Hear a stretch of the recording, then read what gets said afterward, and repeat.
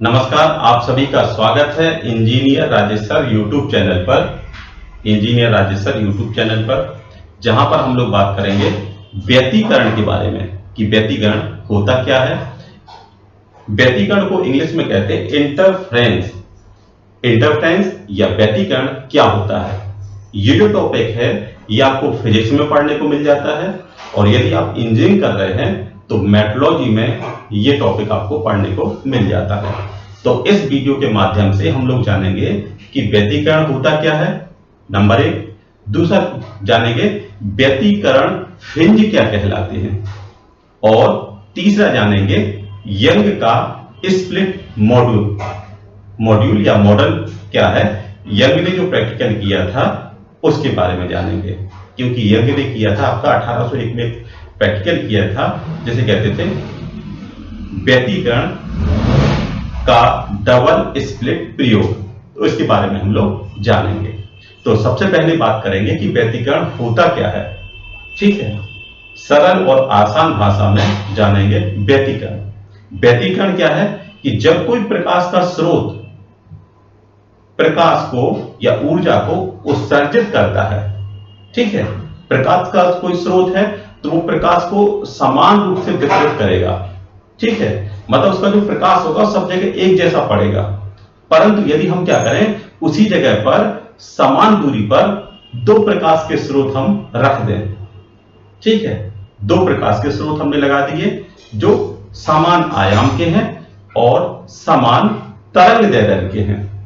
ठीक है, समान और आपके समान आयाम और आपके समान तरंगदैर्ध्य के कारण जब दोनों प्रकाश के स्रोत से ऊर्जा निकलेगी तो क्या होगी कि जो ऊर्जा है वो समान रूप से वितरित नहीं होगी। वो ऊर्जा क्या होगी, कहीं पर ज्यादा होगी, कहीं पर कम होगी। ठीक है, तो जो प्रकाश का कहीं पर कम होना और ज्यादा होना, यही हमारा व्यतिकरण कहलाता है। ठीक है, जैसे आपने क्या किया, एक बल्ब लगा है तो क्या होगा कि एक बल्ब का पूरा प्रकाश किसी न किसी सब्जेक्ट या वर्क पीस पर एक जैसा पड़ेगा। लेकिन आपने वहां पर क्या किया, दो बल्ब लगा दिए। तो दो बल्ब से क्या होगा कि वहां पर जो उस बल्ब का जो प्रकाश है, उन दो बल्बों के प्रकाश के कारण क्या होगा, कहीं पर प्रकाश कम होगा और कहीं पर प्रकाश ज्यादा होगा। तो ये आपका व्यतिकरण कहलाता है। जैसे किन्हीं दो प्रकाश तरंगों के किसी माध्यम में अध्यारोपण से प्रकाश ऊर्जा का असमान वितरण ही प्रकाश का व्यतिकरण कहलाता है। ठीक है, माध्यम के कुछ बिंदुओं की प्रकाश स्रोत तीव्रता अधिकतम होती है और कहीं पर प्रकाश स्रोत तीव्रता होती है कम। तो जहां पर प्रकाश तीव्रता कम है उसको मानते हैं न्यूनतम तीव्रता। मतलब न्यूनतम तीव्रता क्या है आपकी, वो हो गई जीरो तीव्रता। इस प्रकार क्या होगा कि कहीं पर प्रकाश हमारा ज्यादा हो जाएगा और कहीं पर प्रकाश हमारा कम हो जाएगा। लेकिन जब प्रकाश कम और ज्यादा होता है तो एक सीक्वेंस बनती है, कहीं पर प्रकाश कम होगा फिर वो प्रकाश हो जाएगा ज्यादा, फिर प्रकाश कम, फिर कहीं पर ज्यादा, मतलब कम ज्यादा ये बना रहता है। तो वो सीक्वेंस जो आती है, क्रमागत जो सीक्वेंस रहती है, सीरीज रहती है, उसे कहते हैं व्यतिकरण फ्रिंज। ठीक है, जैसा कि आप यहां पर फिगर देख रहे होंगे कि यहां पर क्या है कि यहां पर एक प्रकाश का स्रोत है। ठीक है, यहां पर प्रकाश का स्रोत है तो यहां से प्रकाश क्या है, एक जैसा जा रहा है। ये क्या है, प्रकाश इस पूरी पट्टी पर एक जैसा प्रकाश पड़ेगा। लेकिन यहां पर हमने फिर यहां दो प्रकाश स्रोत लगा दिए, S1 और S2।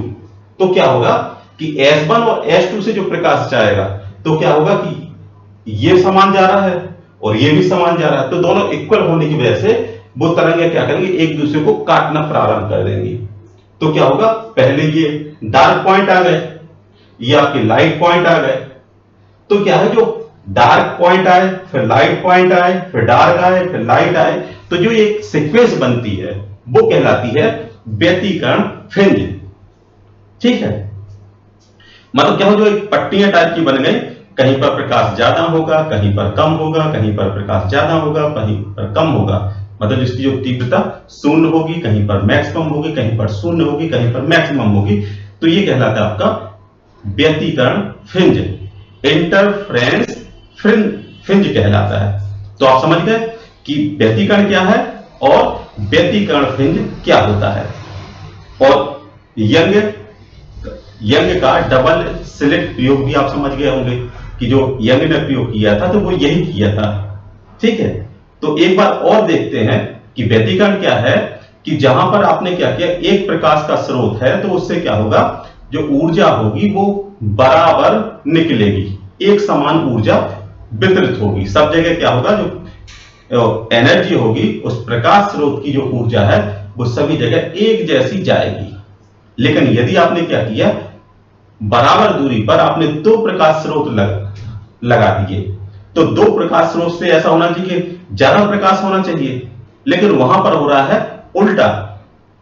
जो दो प्रकाश स्रोत हैं जिनका आयाम और तरंग दैर्ध्य एक जैसा है, तो दोनों इक्वल होने की वजह से प्रकाश स्रोत होना, मतलब प्रकाश होना चाहिए हमारा डबल।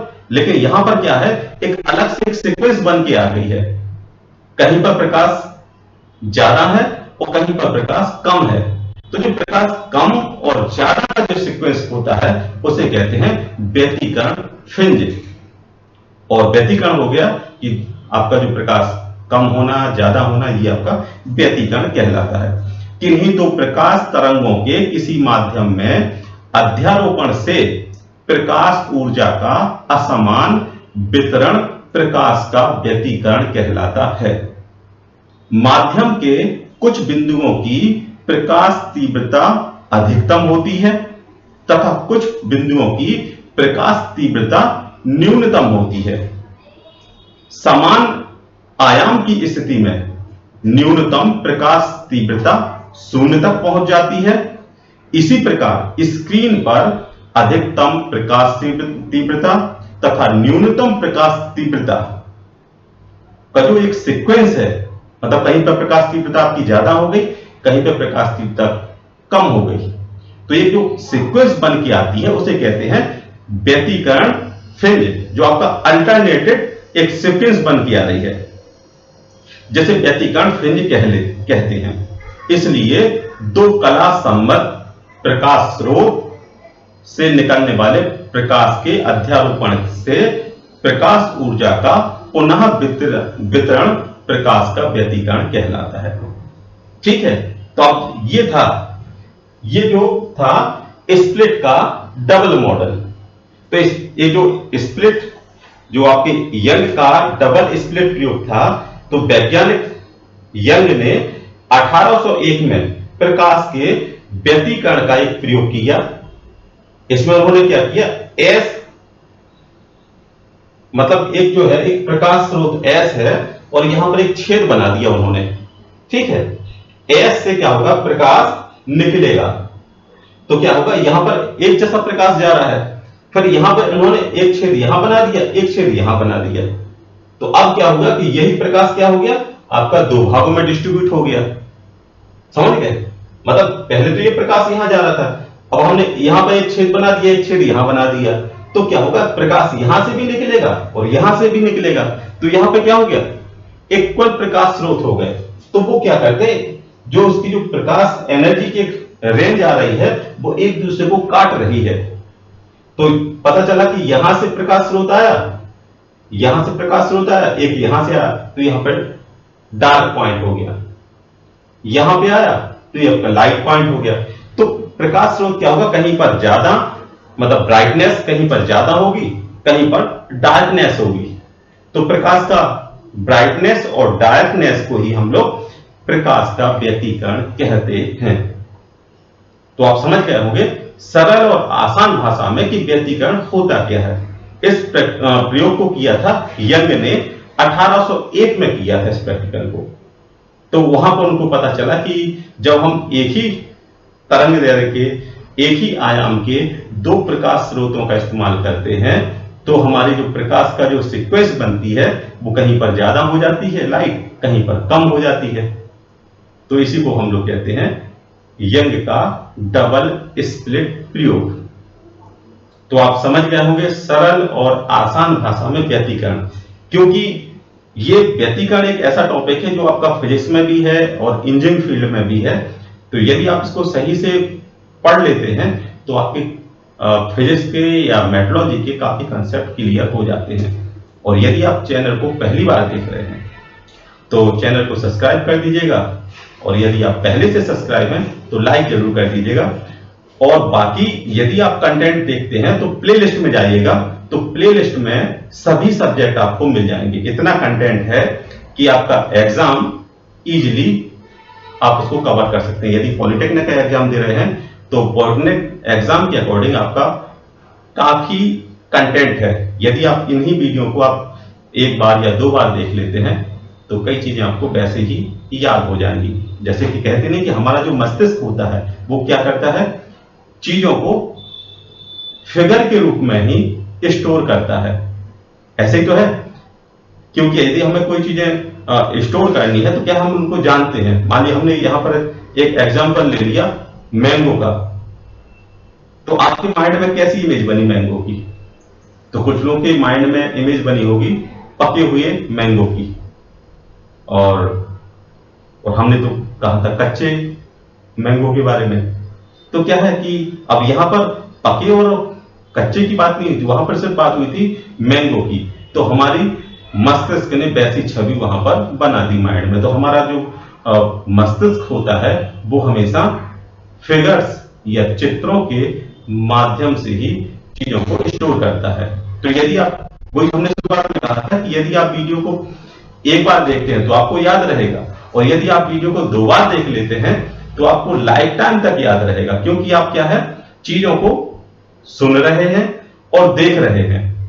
तो आपका जो माइंड है वो दो टाइप की कैपेबिलिटी एक्सेप्ट कर रहा है, ऑडियो और वीडियो। ठीक है।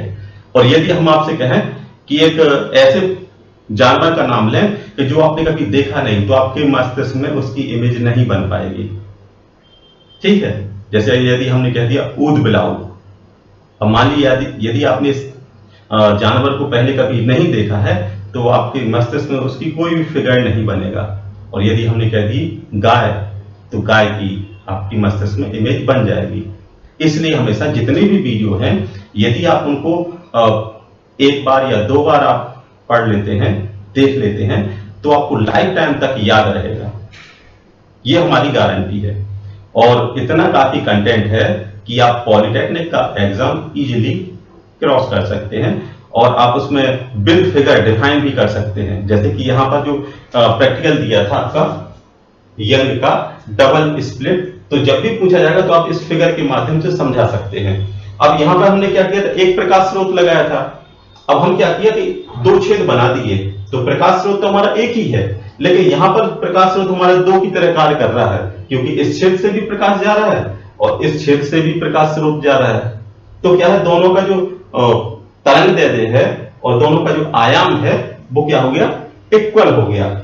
जब एक ही प्रकाश था और एक ही प्रकाश स्रोत था, बस क्या किया, दो छेदों से अलग अलग निकाला गया उसी प्रकाश को, तो क्या होगा कि कहीं पर डार्क स्थान ज्यादा मिला, कहीं पर लाइट मिला, कहीं पर डार्क, कहीं पर लाइट।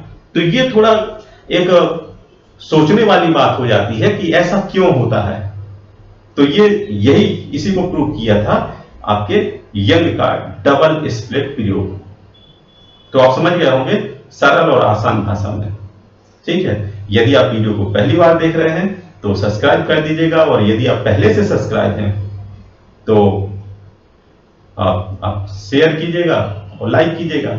और यदि आपको जो कंटेंट या जो टॉपिक समझ में नहीं आता है तो मैसेज करके जरूर बताइएगा, क्योंकि यदि आप लोग मैसेज करते हैं तो हमें भी अच्छा लगता है कि हाँ बच्चे इंटरेस्ट ले रहे हैं। जैसे अभी कुछ समय पहले कुछ बच्चों ने मैसेज किया कि सर आप रैंप भी पढ़ाना स्टार्ट कर दीजिए, रिपेयरिंग एंड मेंटेनेंस मैकेनिकल का सब्जेक्ट है। तो मैंने ठीक है भाई, आपको समझ में आ रहा है, हमें समझाने में कोई बुराई नहीं है। और हमारा जो टीचिंग एक्सपीरियंस रह चुका है वो 12-13 साल का हो गया, हजारों इंजीनियर्स को पढ़ा चुके हैं। तो मतलब ये पता रहता है कि बच्चे क्या चाहते हैं। यदि आप लंबे समय से टीचिंग कर रहे हैं तो कई चीज़ें ऐसी होती हैं कि आपको पता चल जाता है कि बच्चे क्या चाहते हैं। इंजीनियरिंग ड्राइंग या कोई भी सब्जेक्ट पढ़ाते हैं तो पढ़ाते पढ़ाते ये समझ आ जाता है कि बच्चा यहाँ पर थोड़ा उसको कन्फ्यूजन क्रिएट होगी, तो उन कन्फ्यूजन जो कन्फ्यूजन होती है उसको पहले से क्लियर करके चलते हैं, जिससे वो बच्चे के डाउट क्लियर हो जाते हैं। बस ये है कि आप लोग सपोर्ट कीजिए और बाकी हम आपके लिए तत्पर हैं। यदि आप लोग कहेंगे तो हम लाइव भी चलाएंगे आपको। आप कहें कि हमें रात के 9 बजे पढ़ाइए, 10 बजे पढ़ाइए, तो हम अपने लाइव भी पढ़ाने को तैयार रहेंगे। लेकिन थोड़ा आपका जो मैसेजिंग है वो आती रहती तो हम भी बूस्टअप टाइप के हो जाते हैं। तो इसी आशा के साथ मिलते हैं नेक्स्ट वीडियो में, और तब तक के लिए थैंक यू, धन्यवाद। और आप व्यतीकरण आसान और सरल भाषा में समझ गए होंगे कि व्यतीकरण होता क्या है। ठीक है, तो मिलते हैं नेक्स्ट वीडियो में। Have a nice day.